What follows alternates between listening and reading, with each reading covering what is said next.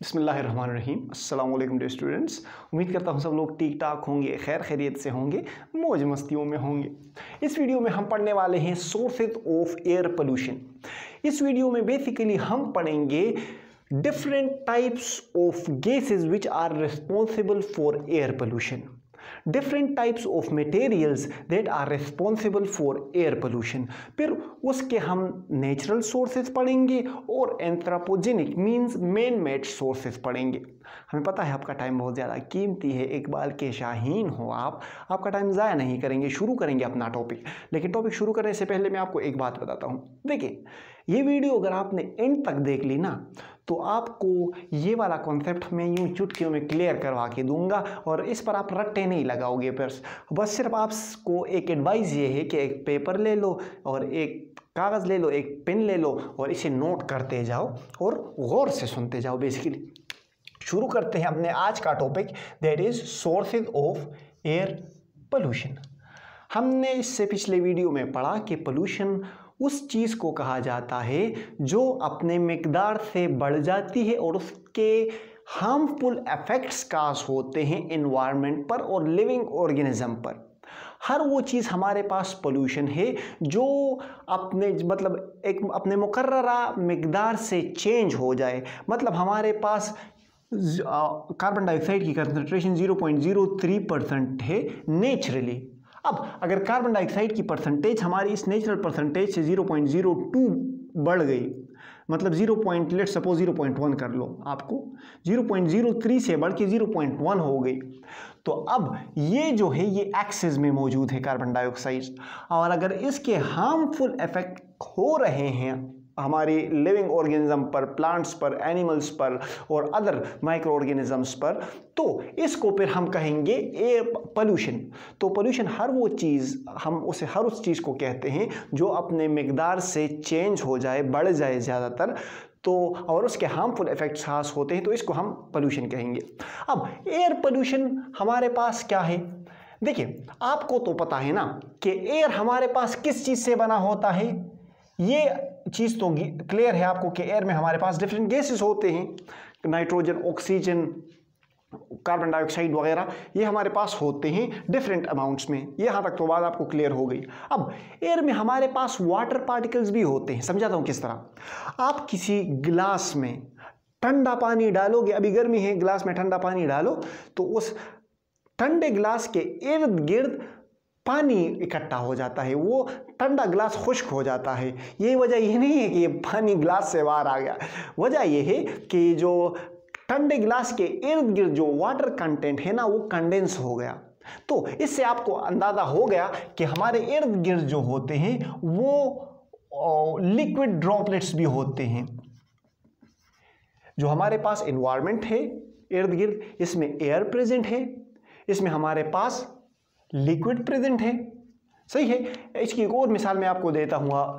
जब बारिश होती है, पानी इवापोरेट होता है, सनरेज जब सी पर और लेक्स पर, ओशंस पर पड़ती हैं तो वो पानी को ऊपर इवापोरेट कर लेती हैं। ऊपर बारिश जब पानी इवापोरेट हो जाता है तो बादल बन जाते हैं, ऊपर क्लाउड्स बन जाते हैं। वो क्लाउड्स फिर कंडेंस होके वाटर फॉर्म में आ जाते हैं। स्मोक की मैं मिसाल, धुंध में भी हमारे एक एग्जांपल है जिसमें आपको अंदाज़ा हो जाता है कि हमारे पास जो एटमॉस्फेयर है इसमें लिक्विड कंटेंट भी मौजूद है। अब जो हमारे पास एटमॉस्फेयर है इसमें गैसेस और लिक्विड के साथ साथ डस्ट पार्टिकल्स भी मौजूद हैं। समझ रहे हो?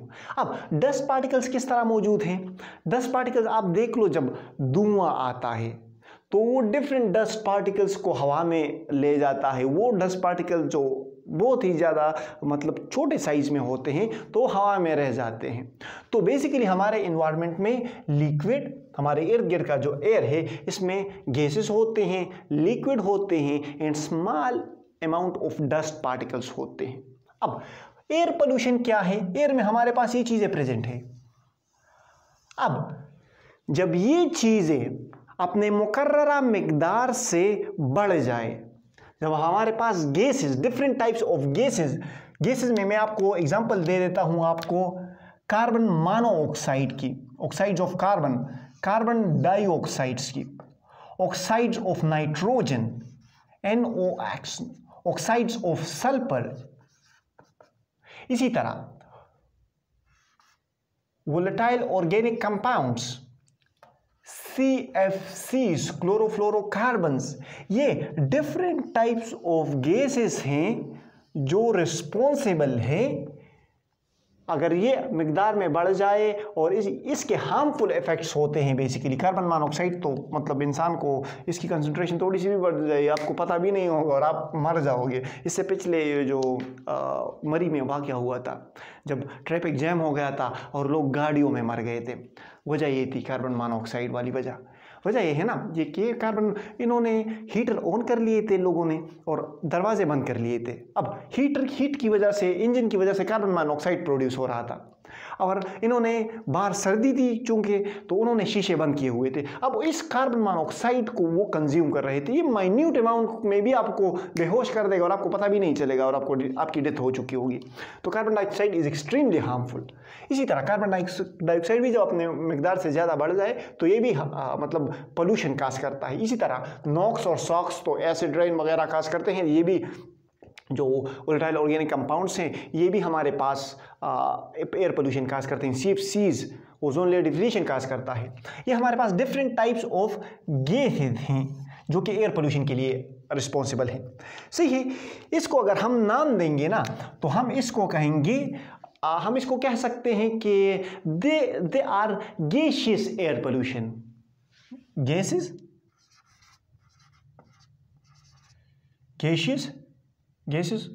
Air pollution. और ये जो लिक्विड और सॉलिड पार्टिकल्स हैं इसको हम कहेंगे पार्टिकुलेट पोल्यूटेंट्स। गैसेस या गैसियस एयर पोल्यूशन। और ये जो डस्ट पार्टिकल्स हैं और लिक्विड पार्टिकल्स हैं इसको हम पार्टिकुलेट पोल्यूटेंट्स कहेंगे। तो देखिए मैंने आपको बता दिया कि एयर पोल्यूशन जो है वो दो तरह की होती है। एक है हमारे पास पार्टिकुलेट पोल्यूटेंट्स और दूसरा है हमारे पास गैसियस पोल्यूशन। गैसियस पोल्यूशन में हम carbon dioxide, monoxide, NOx, SOx, जो वोलेटाइल ऑर्गेनिक कंपाउंड्स हैं CFC से, इसमें ये पढ़ेंगे। और पार्टिकुलेट्स में हम लिक्विड और डस्ट पार्टिकल्स की वजह से जो पोल्यूटेंट्स की पोल्यूशन काज होती हैं वो पढ़ेंगे। यहाँ तक आपको प्लॉट तैयार हो गया हमारे मिशन का। अब बढ़ते हैं मिशन पर। अब आते हैं पार्टिकुलेट पोल्यूटेंट्स पर कि पार्टिकुलेट पोल्यूटेंट्स हैं क्या, ये क्या वाला है। पार्टिकुलेट पोल्यूटेंट्स, देखिए पोल्यूटेंट्स उस चीज को हम कहते हैं जिसकी वजह से पोल्यूशन काज हो रही है। जो हमारे पास कार्बन मोनोऑक्साइड है जिसकी वजह से पोल्यूशन काज हो रही है तो हम कार्बन मोनोऑक्साइड को पोल्यूटेंट कहेंगे, कार्बन डाइऑक्साइड को हम पोल्यूटेंट कहेंगे। इसी तरह जो डस्ट पार्टिकल और लिक्विड पार्टिकल्स हैं जिसकी वजह से पोल्यूशन काज हो रही है तो इसको हम कहेंगे पोल्यूटेंट्स। सही है।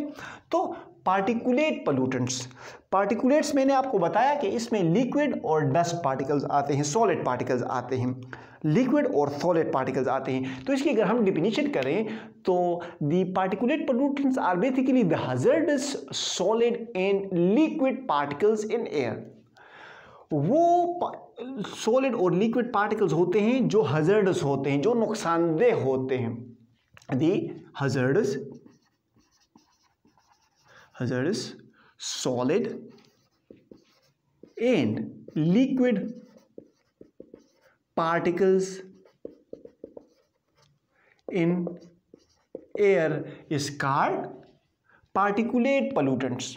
इसकी सिंपल एग्जांपल मैं दे देता हूं आपको, स्मोक की, जो कि स्मोक और फोग का कॉम्बिनेशन होता है। फोग कहते हैं धुंध को। जब हमारे पास धुंध, हमारे पास पार्टिकल जो डस्ट पार्टिकल्स होते हैं इंडस्ट्रियल वास्ट की वजह से, और जब इंडस्ट्रियल वास्ट की वजह से हमारे पास सॉलिड पार्टिकल्स, जब फोग धुंध लिक्विड पार्टिकल्स के साथ मिल जाते हैं तो वो हमारे पास स्मोक बना देते हैं।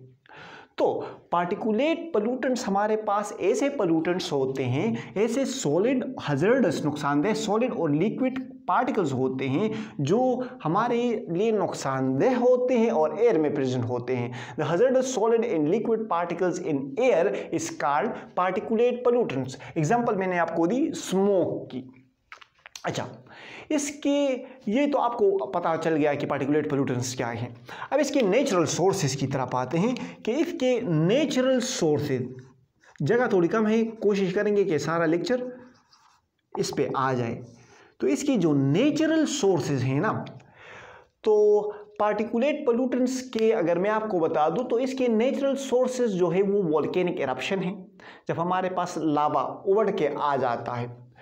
जो हमारे पास हवाएं होती हैं, हवाओं की वजह से हमारे पास डस्ट पार्टिकल्स हवा में चले जाते हैं, एटमॉस्फेयर में चले जाते हैं। हमारे पास इन हवाओं की वजह से लैंडस्लाइडिंग होती है।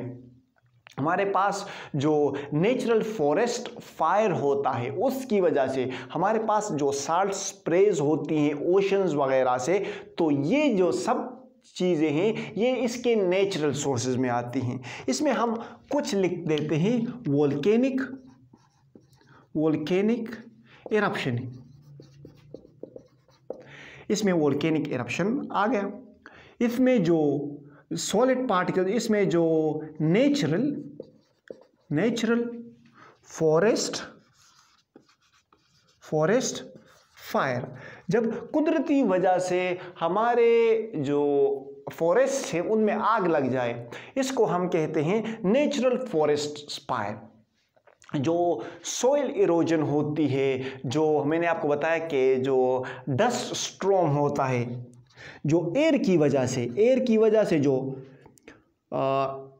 डस्ट स्टॉर्म होता है, एयर की वजह से जो सॉइल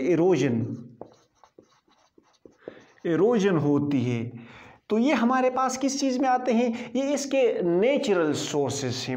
इसी तरह जो साल्ट स्प्रे होता है, जो मतलब ओशन में हमारे पास साल्टिश वाटर होता है ना, तो वो साल्ट जब लैंड पर आता है तो वो भी हमारे पास बेसिकली पार्टिकुलेट पोल्यूटेंट्स के मिकदार को बढ़ाता है।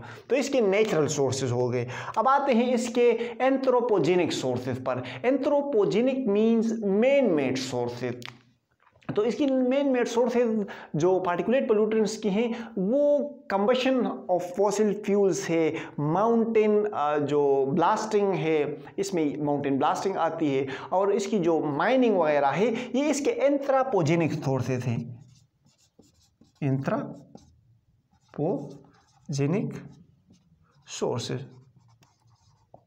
एंथ्रोपोजेनिक सोर्सेज की क्या है, combustion of fuel, combustion of fuel.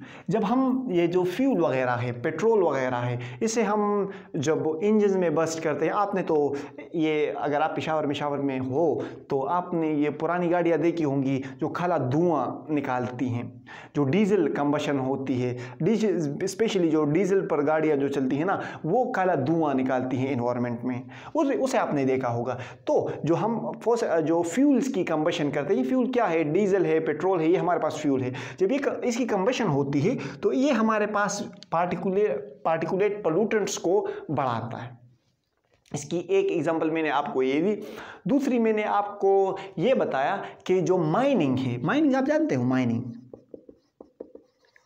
Mining जब हम कोई मिनरल, जब हम ज़मीन की खुदाई वगैरह करते हैं फॉर द पर्पज़ कि इसमें कोई मिनरल प्रेजेंट होगा, कोई मेटल प्रेजेंट होगा। लेट सपोज हम कहेंगे कि यहाँ पर कॉपर में एक जगह है, हम कहेंगे कि उस जगह पर कॉपर की मिकदार ज़्यादा है, तो उस जगह में कॉपर ढूंढने के लिए हम उस जगह की खुदाई करते हैं। तो इसको बेसिकली हम कहते हैं माइनिंग।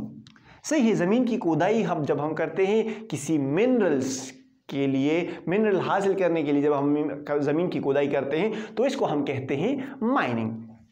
जो माउंटेन ब्लास्टिंग है, अब आप कहोगे कि माउंटेन ब्लास्टिंग क्या है,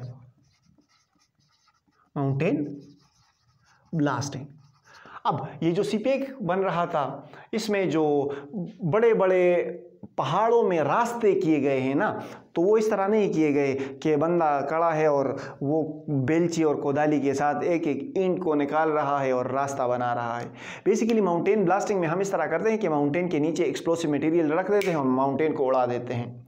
फिर ये जो माउंटेन ब्लास्टिंग है, इसकी वजह से भी हमारे पास जो डस्ट पार्टिकुलेट्स हैं तो वो भी इससे बढ़ती हैं। लेकिन इसका जो मेन सोर्सेज है ना, नेचुरल, इसका जो एंथ्रोपोजेनिक सोर्स है वो इतने नहीं है। पार्टिकुलेट पोल्यूटेंट्स के जो मेन सोर्सेज हैं वो नेचुरल सोर्स से आते हैं। बस आप ये याद रख लो कि पार्टिकुलेट पोल्यूटेंट्स क्या हैं, इसके नेचुरल सोर्सेज में कुछ याद रख लो और इसके एंथ्रोपोजेनिक सोर्सेज में कुछ याद रख लो, आपके लिए बहुत है। अब आते हैं इसके गैसियस एयर पोल्यूशन की पर। इसके दूसरे गैसियस एयर पोल्यूशन, गैसियस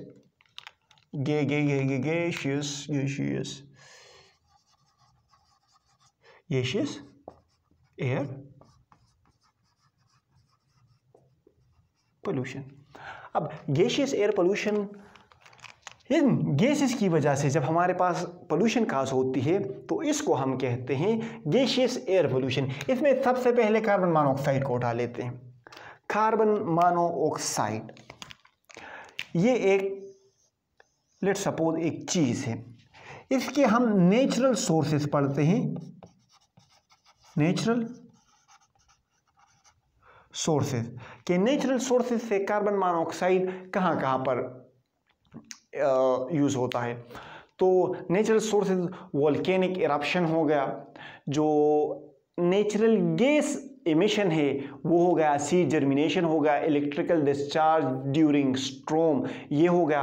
तो ये जो है ये इसके नेचुरल सोर्सेज है। कार्बन मोनोऑक्साइड के नेचुरल सोर्सेज इतने नहीं हैं। कार्बन मोनोऑक्साइड बेसिकली हमारे पास एंथ्रोपोजेनिक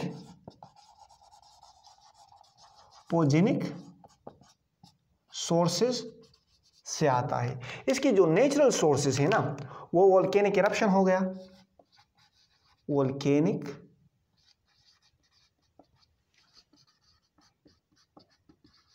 इरप्शन, वोल्केनिक इरप्शन हो गया। इसका जो फॉरेस्ट फायर है इससे भी हमारे पास जो होता है, इससे भी हमारे पास कार्बन मोनोऑक्साइड बेसिकली रिलीज होता है।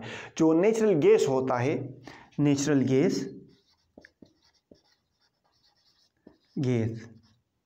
इमिशन, जो नेचुरल गैस जहाँ पर जमा हुआ होता है उसके एमिशन से भी हमारे पास कार्बन मोनोऑक्साइड रिलीज होता है। जो इलेक्ट्रिकल डिस्चार्ज है, मतलब स्ट्रोम, जब हमारे पास आसमान में बिजली कड़क चमक जाती है ना तो इसकी वजह से हमारे पास काफ़ी एनर्जी प्रोड्यूस होती है, काफ़ी हीट प्रोड्यूस होती है। तो जब उस लाइटनिंग की वजह से दी स्ट्रोम इलेक्ट्रिकल डिस्चार्ज होता है ड्यूरिंग स्ट्रोम, तो उस वजह से भी हमारे पास कार्बन मोनोऑक्साइड की प्रोडक्शन होती है। हम कह सकते हैं कि इलेक्ट्रिकल डिस्चार्ज ड्यूरिंग स्ट्रोम, इससे भी हमारे पास, ये तो इसके नेचुरल सोर्सेज हो गए। अब इसके एंथ्रोपोजेनिक सोर्सेज, इसके मेन सोर्सेज की तरफ आते हैं। देखिए जो एंथ्रोपोजेनिक सोर्सेज है ना वो ये है कि 75% of carbon monoxide is by the combustion of fuel in automobiles.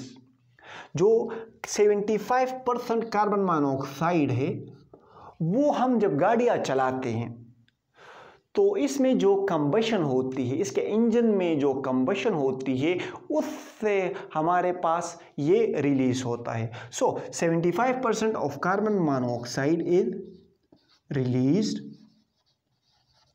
Due to combustion in automobile. जो जर्मिनेशन तो नेचुरल सोर्स में आते हैं।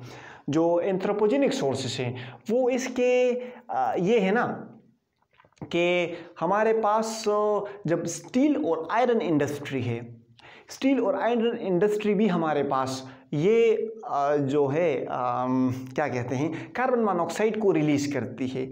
इवन एग्रीकल्चर बर्निंग से भी हमारे पास कार्बन मोनोऑक्साइड रिलीज होता है। जो स्टील और आयरन इंडस्ट्री है,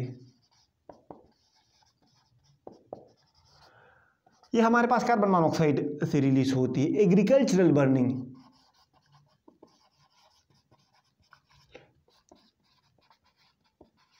से भी हमारे पास कार्बन मोनोऑक्साइड रिलीज होता है। एग्रीकल्चर बर्निंग से मुराद ये है कि जब, अब सिंपल सी मिसाल में देता हूँ, अगर आप सवाबी के हो, सवाबी की मेन फसल है तंबाकू। तंबाकू को हम पकाते हैं भट्टी में, फर्नेस में, तो उसके लिए हम लकड़ियाँ प्रोवाइड करते हैं, उसको लकड़ियाँ जलाते हैं ताकि भट्टी को हीट मिलती रहे।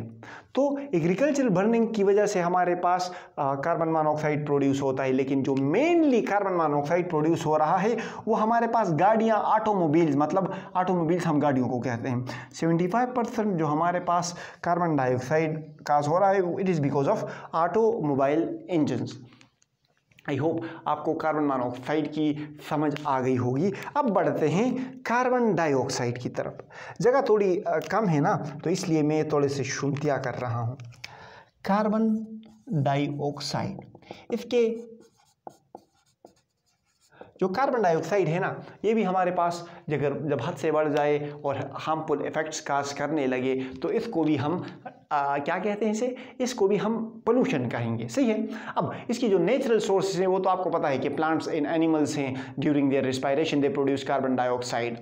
जो डिकम्पोजिशन ऑफ ऑर्गेनिक मैटर है, जो फॉरेस्ट फायर है, जो वोल्केनिक इरप्शन है, ये इसके नेचुरल सोर्सेज हो गए। नेचुरल सोर्सेज बस वोल्केनिक नेचुरल सोर्स में अगर आपको कुछ भी ना है ना, वोल्केनिक इरप्शन लिख लो बस, कोई एकदम ना टिक कर सकता है ना क्रात कर सकता है। वोल्केनिक इरप्शन, मजाक कर रहा हूँ, मतलब तवज्जो से पढ़ो, लेकिन मतलब ना भी आए ना, जिसका नाम कुछ नहीं उसका नाम गुलखान। सही है। तो बस ये वो गुलखान वाला किस्सा है। वोल्केनिक इरप्शन से हमारे पास कार्बन डाइऑक्साइड प्रोड्यूस होता है। जो नेचुरली फॉरेस्ट में जब फायर लग जाती है उससे हमारे पास कार्बन डाइऑक्साइड प्रोड्यूस होता है। और ये जो रिस्पायरेशन है, respiration of plants and animals 24 घंटे कार्बन डाइऑक्साइड एक्सहेल करते हैं, जबकि दिन में प्लांट्स कार्बन डाइऑक्साइड फोटोसिंथेसिस के लिए लेते हैं, जबकि रात में कार्बन डाइऑक्साइड प्लांट इमिट करते हैं।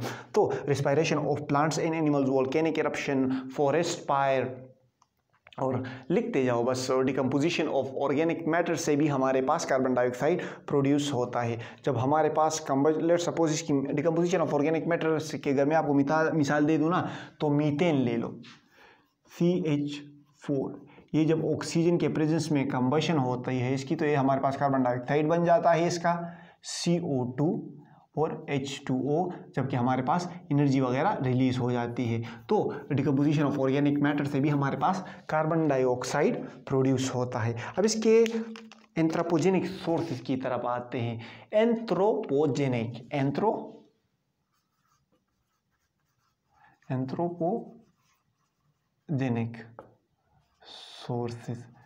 Anthropogenic sources mean man made sources की तरफ आते हैं। जो कार्बन डाइऑक्साइड है ना, ये बेसिकली हमारे पास जब हम लकड़ियाँ वगैरह, जो फॉसिल फ्यूल्स हैं, ऑयल हो गया, डीजल हो गया, नेचुरल गैस हो गया, इसको जब हम बर्न करते हैं, इसकी जब हम कंबशन करते हैं, तो इससे हमारे पास रिलीज होता है कार्बन डाइऑक्साइड। तो इसके जो सोर्सेज में हम लिख सकते हैं कि कोल कंबशन,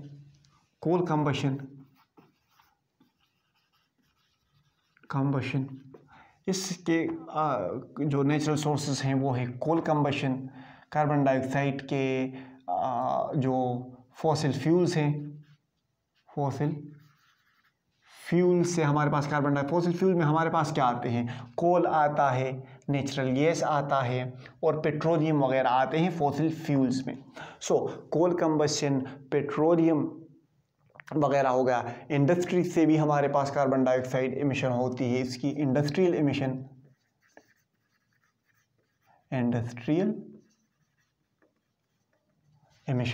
तो ये है हमारे पास कार्बन डाइऑक्साइड के नेचुरल और एंथ्रोपोजेनिक सोर्सेज। ये तो हो गए ऑक्साइड्स ऑफ कार्बन। अब आते हैं नॉक्स की तरफ, ऑक्साइड्स ऑफ नाइट्रोजन। नाइट्रोजन जो है ना, ये हमारे पास काज होती है, ये भी हमारे पास लांजा काज करती है। NOx basically oxides of nitrogen को कहते हैं, N2O, NO, NO2 वगैरह जो ऑक्साइड्स होते हैं नाइट्रोजन के, तो ये एज अ पोल्यूटेंट्स हमारे पास एक्ट करते हैं। अब इसके नेचुरल सोर्सेज की तरफ आते हैं कि इसके नेचुरल सोर्सेज क्या हैं। नेचुरल, इसी की वजह से हमारे पास एसिड रेन वगैरह भी काज होती हैं। इसके नेचुरल सोर्सेज काफ़ी वो हैं। इसके नेचुरल सोर्सेज जो बैक्टीरिया है, जो सीडोमोनास बैक्टीरिया हो गया, तो ये हमारे पास इसके नेचुरल सोर्सेस हैं। जबकि इसके जो आर्टिफिशियल सोर्सेस हैं ना, वो बेसिकली हमारे पास हार्मफुल हैं। बेसिकली हमारे पास ये जो नेचुरल सोर्सेस हैं ना इसके, तो इसके नेचुरल सोर्सेस में हमारे पास बैक्टीरिया हो गया, bacteria such as soil bacteria, soil bacteria हो गया, सीडोमोनास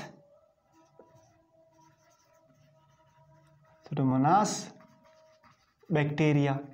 ये वाला बैक्टीरिया एक्चुअली एरोबिक कंडीशन में हमारे पास कार्बन डाइऑक्साइड देता है, जबकि इनएरोबिक कंडीशन में जब हमारे पास ऑक्सीजन की अवेलेबिलिटी मतलब कम होना हो, तो उस कंडीशन में हमारे पास नॉक्स वगैरह देता है। और जो लाइटनिंग वगैरह हो गई, लाइटनिंग मैंने आपको बताया कि जब लाइटनिंग होती है तो उस वजह से हमारे पास काफ़ी हीट प्रोड्यूस होती है। वो हीट और वो लाइटनिंग हमारे पास different cycles of chemical reactions, atmosphere में डिफरेंट केमिकल रिएक्शंस करवाती है, जिसकी वजह से हमारे पास एक गैस बनता है, जिसमें एक गैस जो होता है वो ऑक्साइड ऑफ नाइट्रोजन मतलब नॉक्स भी बनता है। लाइटनिंग होती है, डिफरेंट रिएक्शंस होते हैं एनवायरनमेंट में हीट की वजह से, और डिफरेंट पोल्यूटेंट्स प्रोड्यूस होते हैं, जिसमें से एक नॉक्स है। सही है। सोइल बैक्टीरिया, सीडोमोनास बैक्टीरिया और लाइटनिंग की वजह से हमारे पास नॉक्स प्रोड्यूस होता है। जबकि इसके एंथ्रोपोजेनिक सोर्सेज यहाँ पर मैन मेड सोर्सेज लिख लेंगे, मैन मेड सोर्सेज। अच्छा, इसके मेन मेड सोर्सेज जो हैं वो बेसिकली हमारे पास हैं ऑटोमोबाइल्स, मोबाइल्स मतलब गाड़ियां। इसके जो दूसरे सोर्स हैं वो है इंडस्ट्रीज, ऑटोमोबाइल्स, इंडस्ट्रीज वगैरह जो हैं ये हमारे पास ये क्या कहते हैं, नॉक्स प्रोड्यूस करती हैं। बेसिकली हीट कंडीशन में नाइट्रोजन ऑक्सीजन के साथ रिएक्ट करता है ना, तो फर्नेस से भी हमारे पास नॉक्स प्रोड्यूस होते हैं। जो पावर प्लांट्स हैं, जो थर्मल पावर प्लांट्स से, ऐसे पावर प्लांट्स जो हीट पर होते हैं, हीट पर चलते हैं, थर्मल पावर प्लांट्स, इसमें भी हमारे पास नॉक्स जैसे कंपाउंड्स प्रिपेयर होते हैं। अच्छा, नॉक्स भी हो गया। अब इसे आते हैं सॉक्स की तरफ, oxides of sulphur, SO, SO2, SO3, इसको हम कहते हैं सॉक्स। इसके आते हैं नेचुरल सोर्सेज की तरफ, इसके नेचुरल सोर्सेज की तरफ आते हैं, नेचुरल सोर्सेज, और फिर बढ़ेंगे इसके एंथ्रोपोजेनिक सोर्सेज। जो सल्फर है ना, बेसिकली ये नेचुरल सोर्सेज से ज़्यादा प्रोड्यूस होता है, जबकि जो एंथ्रोपोजेनिक सोर्सेज हैं वो राउंड अबाउट 32% सॉक्स प्रोड्यूस करती हैं, और जो बाकी 68% रहता है तो वो 68% हमारे पास नेचुरल सोर्सेज से आती हैं। और नेचुरल सोर्स मैंने आपको बताया कि वोल्केनिक इरप्शन हो गया, रॉक वेदरिंग हो गई, जो सल्फर स्प्रे होता है ओशंस से, बायोलॉजिकल एक्टिविटीज़ होती हैं, ये इसके नेचुरल सोर्सेज में आते हैं। इसके नेचुरल सोर्सेज में आता है जो बायोलॉजिकल एक्टिविटीज़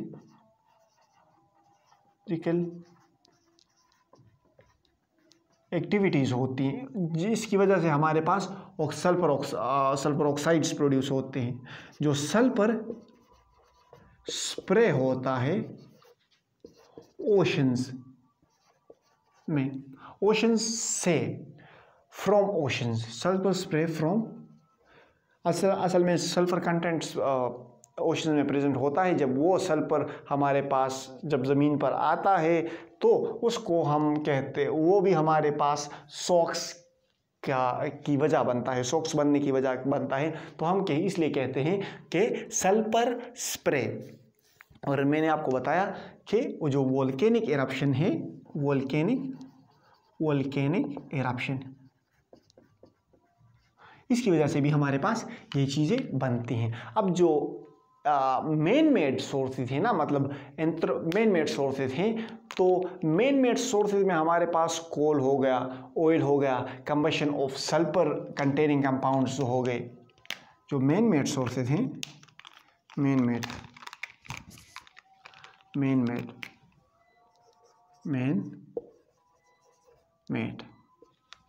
जो मेन मेड सोर्सेज हैं, इसमें main made sources of sulphur में हमारे पास जो है वो कंबशन ऑफ फॉसिल फ्यूल्स, मतलब जो हम कोल और ऑयल को जब हम बर्न करते हैं और उसमें सल्फर कंटेंट जो कंपाउंड्स होते हैं, सल्फर कंटेनिंग कंपाउंड्स जो प्रेजेंट होते हैं, तो इसकी वजह से हमारे पास भी सॉक्स बनते हैं। So coal and oil combustion, coal and oil combustion of sulfur containing compounds। ये हो गया इसके नेचुरल और आर्टिफिशियल जो मेन मेड सोर्सेस हैं वो हो गए। अब जो वोलेटाइल ऑर्गेनिक कंपाउंड्स हैं, मीथेन, इसकी एग्जांपल में दिया हूँ आपको। वोलेटाइल ऑर्गेनिक कंपाउंड्स जो होते हैं, वोलेटाइल ऑर्गेनिक कंपाउंड्स, इसमें एक है मीथेन। मीथेन क्या है? CH4 ऑर्गेनिक कंपाउंड भी है। Methane is an organic compound composed of carbon and hydrogen and is volatile. So volatile organic compounds, ये ऑर्गेनिक कंपाउंड है, वोलेटाइल है, तो इसके लिए हम कहते हैं इसे volatile organic compound.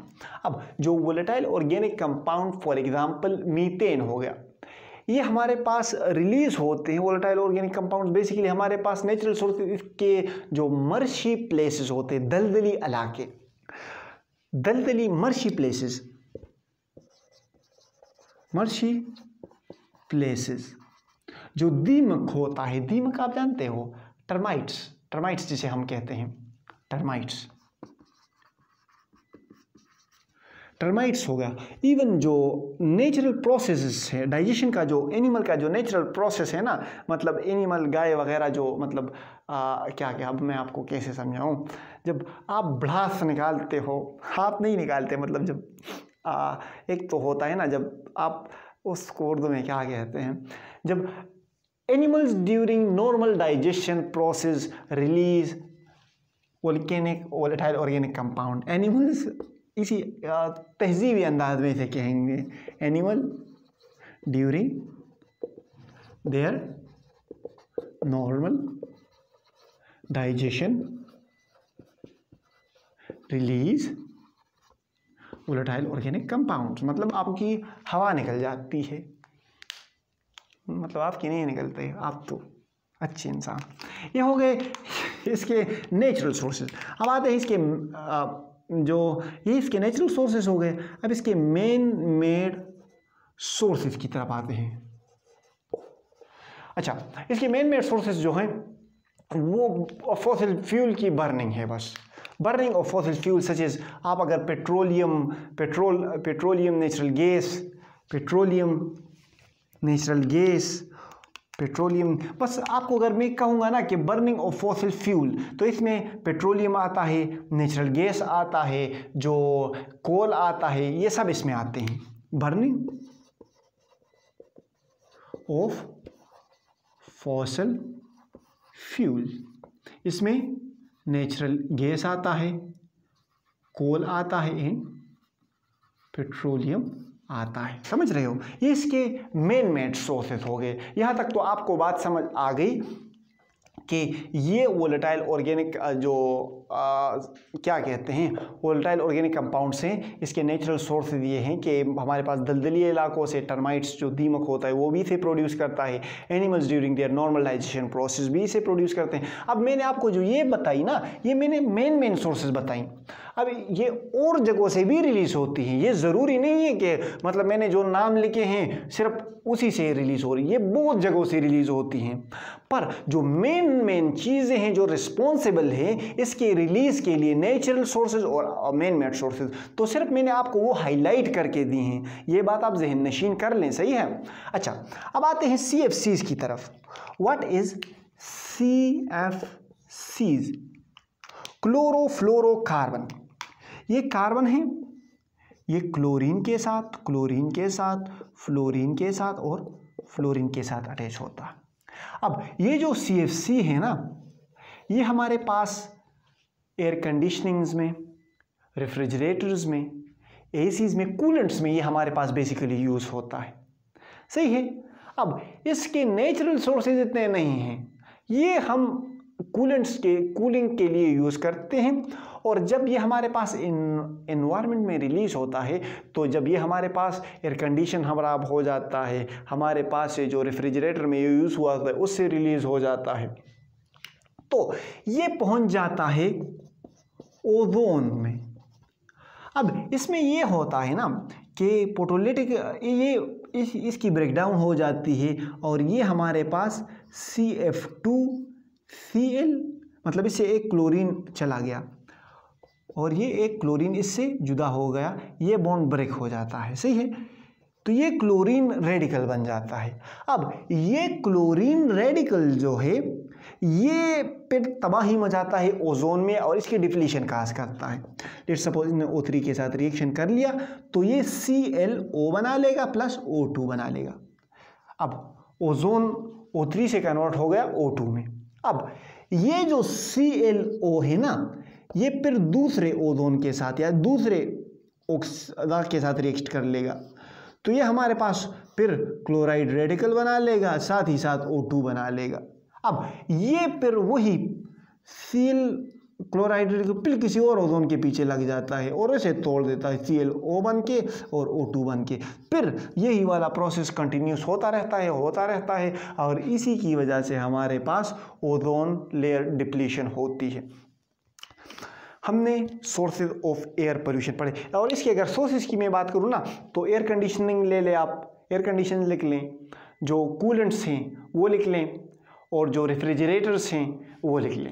I hope आपको समझ आ गया होगा इस टॉपिक का। इस टॉपिक में पढ़ा हमने सोर्सेज ऑफ एयर पोल्यूशन, फिर हमने कहा पार्टिकुलेट पोल्यूटेंट्स क्या हैं और गैसियस एयर पोल्यूटेंट्स क्या हैं, मैंने इसको आपको एक्सप्लेन करके दिया। पार्टिकुलेट पोल्यूटेंट्स के नेचुरल सोर्सेज पढ़े और एंथ्रोपोजेनिक मैन मेड सोर्सेज पढ़े। फिर गैसियस एयर पोल्यूटेंट्स के नेचुरल सोर्सेज पढ़े, एंथ्रोपोजेनिक सोर्सेज पढ़े, जिसमें हमारे पास हमने पढ़ा carbon monoxide, carbon dioxides, oxides of sulphur, oxides of nitrogen and volatile organic compounds and CFCs। I hope मैंने आपको मतलब ये चीज़ें क्लियर कर दी होंगी। अभी भी समझ नहीं आई तो कमेंट सेक्शन में पूछ लें, हाँ की खिदमत के लिए हाजिर हैं। बाकी कमेंट सेक्शन में कुछ भी कर लें, हमें हंसा लें, कोई जोक सुना लें, पर अगर आपको ये वीडियो अच्छी लगी तो अपने दोस्तों के साथ शेयर करें और हमें अपनी दुआओं में याद रखें। आखिर में यही कहेंगे कि हंसते रहें, मुस्कुराते रहें, दिलों का ख्याल रखें, खुशियाँ बांटें। अल्लाह हाफ़िज़।